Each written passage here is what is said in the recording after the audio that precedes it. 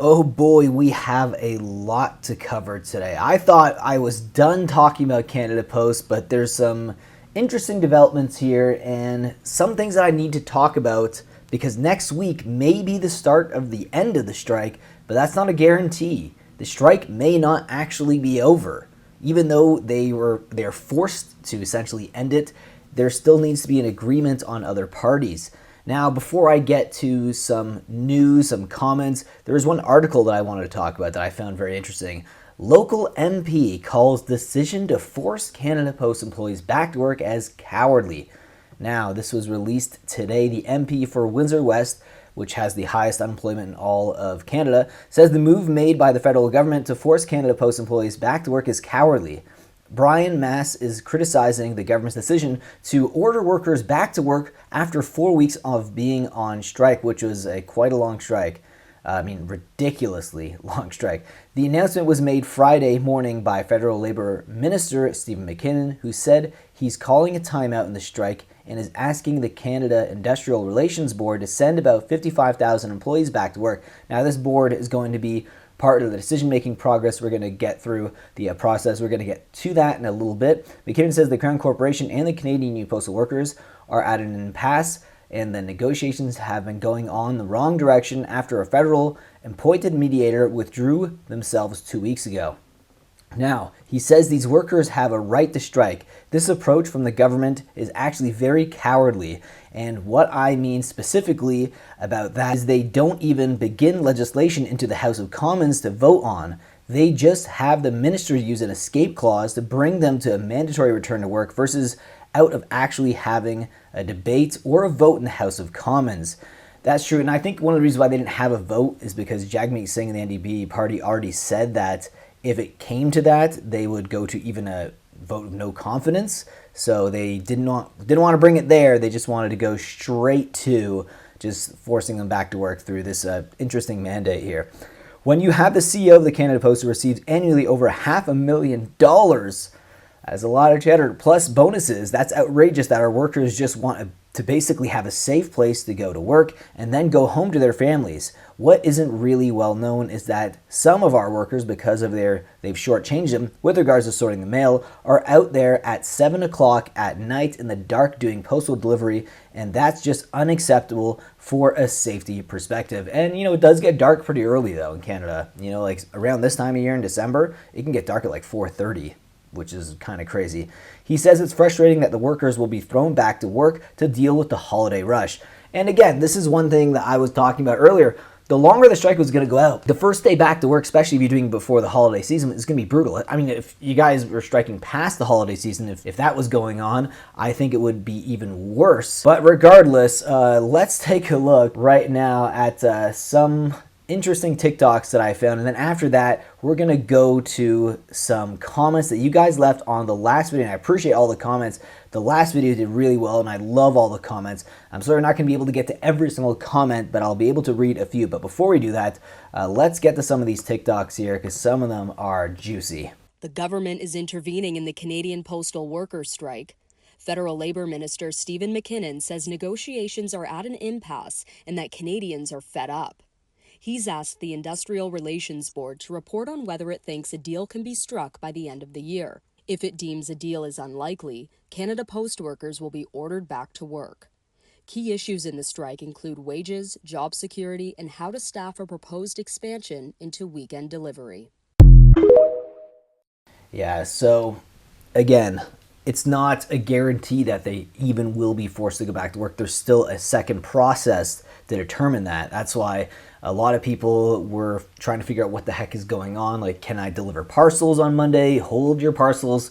It doesn't look like you're going to be able to get those out anytime soon until this whole process is completely dealt with. The federal government just ordered an end to the Canada Post strike. On Friday morning, the federal labor minister Stephen McKinnon announced he is asking the Canada Industrial Relations Board to order Canada Post employees back to work and to end the strike. He's appointing an industrial inquiry commission, which will have until May 22nd to potentially reach a new contract agreement, but until then, workers and management will be operating under the terms of the existing contract. Yeah, and this contract will be held until like the end of May. So the current contract that they're with, but they're trying to get into a new contract with higher wages and stuff, they're going to still have to work under this old contract, and then they can strike again at the end of May. So, and summertime is usually not as busy with parcels and stuff. There's a lot of people on vacation. The mail is not as extensive to deliver. It's not as difficult to deliver like in the snow and stuff, obviously making it more difficult conditions and stuff. But regardless, this is an interesting one. This one's a bit of a long one. So just to warn you, it's about 4 minutes, but it was an interesting discussion, I believe, on CTV. So let's take a look at this one. Or what did the labor minister say about why the federal government stepped in?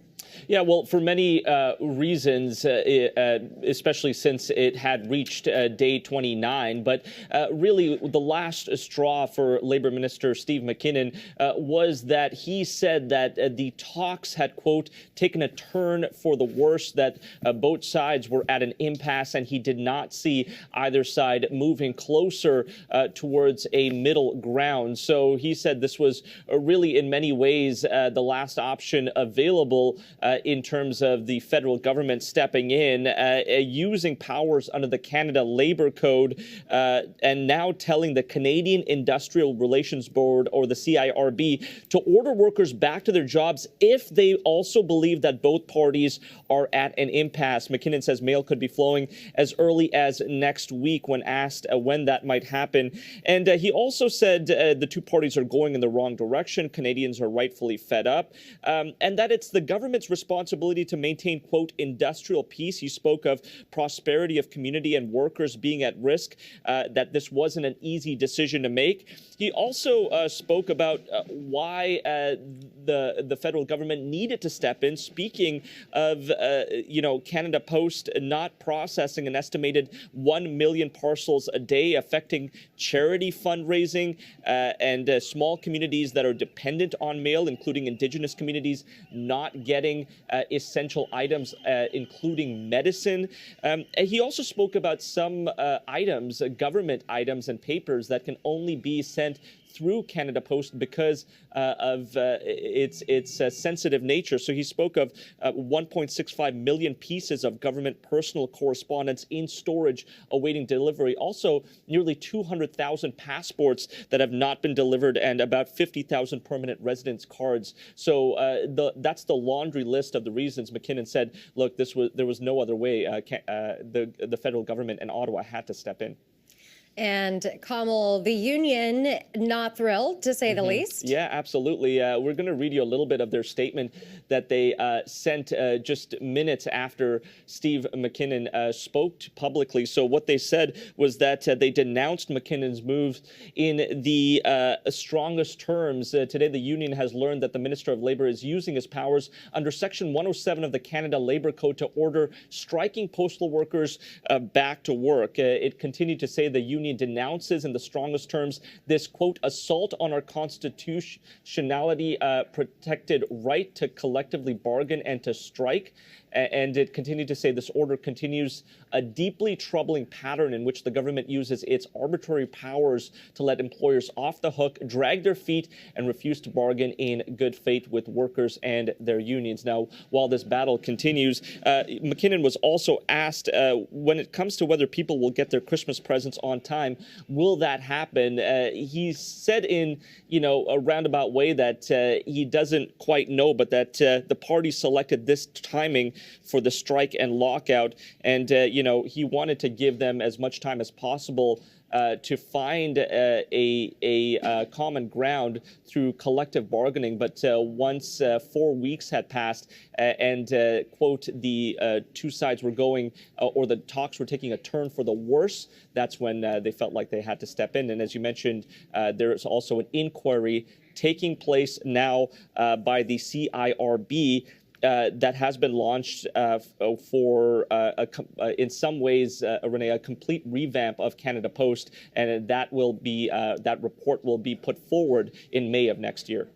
I see. All right. CTV's Kamal Karamali reporting. Thanks, Kamal. Thank you so much. A complete revamp of Canada Post. I don't know if that's actually going to happen, but the fact that he was asked about the Christmas presents I thought was interesting. It's like, there's no way these Christmas presents are going to be delivered by Christmas. Are you kidding me? they still haven't even went through the second process yet to find out when they're actually going back to work. So I doubt that's actually going to happen. So if you guys have parcels with Canada Post and you're hoping for them to be delivered by Christmas, I would hold on to hope, but I wouldn't have as much hope because I don't think that's actually going to happen. Now let's get some comments that you guys left on yesterday's video, and I do appreciate all the comments. It was rather nice of them being on strike. No CRA letters for a whole month. Hope they close down forever. Yikes. I understand the impact this has had to everyone. Trust me, we are all impacted, but someone has to fight for workers and not just as a CP employee. But we were picketing for all Canadians too. Unions have got all workers so much. Cup W was the union who got the maternity leave years ago. Companies followed suit. Union brought you 8-hour days, then OT after that, 40 hours a week. The list goes on. Try to see both sides, please. Now, that is someone who obviously works for Canada Post. Trudeau used an obscure law to order Canada Post back to work so they don't have to bring it to Parliament because Singh and the NDP shot off their mouths and said they would go as far as a non-confidence vote if they are forced to work. Wow. Let's face it, unions are shit. Canada Post always sucked. And if you think that, guess what? There's other places you can use as well, although if you're using letter mail, Canada Post definitely is the only option. Public servants should be allowed to strike. Post office workers and teachers get paid more than police. That's crazy. There's no way is that true? Can someone fact check that? Paid more than police? I don't think that's the case. They can all be replaced very easily. Government workers are overpaid and underworked. CP employee here, I could only show you the salaries the CEO, VPS, and superintendents managers make off of our backs. You would be floored. CP sat back and waited for this to happen. By the way, CEO Doug Ettinger sits on the board of directors for Purelator, which Canada Post owns, and that is something I did know. Day one of strike, he gave small businesses 65% discount, union busting. People don't see this. CP cries broke, far from it. I could also tell you how much they all get for bonuses. Disgusting. Media needs to know this. Now, that is all I'm going to read for comments today. There was a lot of them, but if there's more news to report, there might not be though, but if there is more to report, I will do another video tomorrow. So leave those comments down below if you want them read in the next Canada Post update. And with that being said, guys, I hope you enjoyed today's video, and I'll see you in the next one. Take care.